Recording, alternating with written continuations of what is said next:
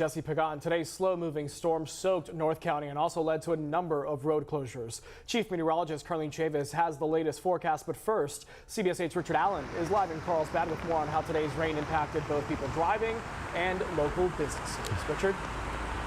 Well, Jesse, that's right. Carlsbad, Oceanside, and other parts of North County bore the brunt of this atmospheric river here in San Diego County, soaking the roadways and also, as you mentioned, leading to road closures like Palomar Airport Road onto the 5 here behind me.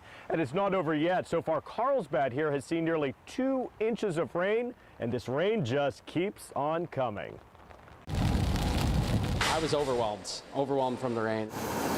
While not the intense and at times destructive storm that we experienced 2 weeks ago, this slow-moving atmospheric river today proved to be overwhelming for some San Diegans, especially for drivers who found themselves out on the roadways. And we're swerving through the rain. California does not know how to drive in the rain. Tristan Schuld is from Wisconsin and says San Diegans could learn a lot from his home state. It's because we learned how to drive in the snow, so yeah, this isn't that bad. Have you guys spent a couple winters down there? I'm sure you guys get a lot better. Yeah. In the North County, today's steady rains, at times drizzling, at other times pouring, forced the closures of the right lanes of eastbound 78 at El Camino Real in Oceanside, with Caltrans crews on the scene, as well as the on-ramp to Interstate 5 at Palomar Airport Road. I roll with it. Norma Maris says she doesn't let this soggy weather or the road closures affect her when she gets behind the wheel, crediting her time in rain-soaked Hawaii. It doesn't bother me. So I used to be terrified of driving in the rain, but moving from Hawaii, I'm like, all right, there's nothing. It's not nothing for some local businesses, though, with the heavy rains keeping customers away and putting a damper on profits. It's definitely a big hit, especially here, as you can see, if he wants to walk through the pond.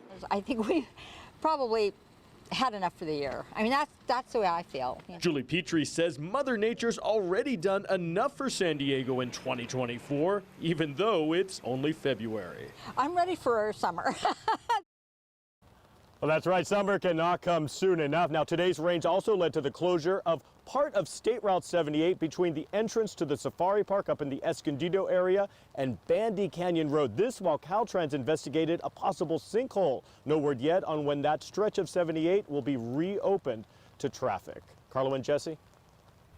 All right, thank you, Richard. As the rain intensifies tonight, we want to see the weather where you are, but before we do that, you got to find out what the weather is. Yeah, Carlene, you've been watching it all night. We have this day-long deluge, but not too heavy. Is it starting to pick up yet, or it's still a few hours? No, it's starting to pick up already. We're starting to see heavy rainfall and a flash flood warning that just got issued for North County. Okay. A lot of green behind you. They're moving. Yeah, so let's go ahead and take a look at the forecast. So we do have that radar that is going pretty active, and we also have some heavier cells that are just offshore, and they're going to start to move into. When we take a closer look at the last 3 hours, we've been dealing with some light to moderate rainfall, but that bulk of moisture, the heavier stuff with the atmospheric river is right offshore. So we're going to see that moving in as we go into the overnight hours. As mentioned, there is a flash flood warning that just got issued, and that's just basically going to border Orange County as well as northwestern San Diego County. So this would include the cities of Fallbrook, as well as seeing that for Dania Point,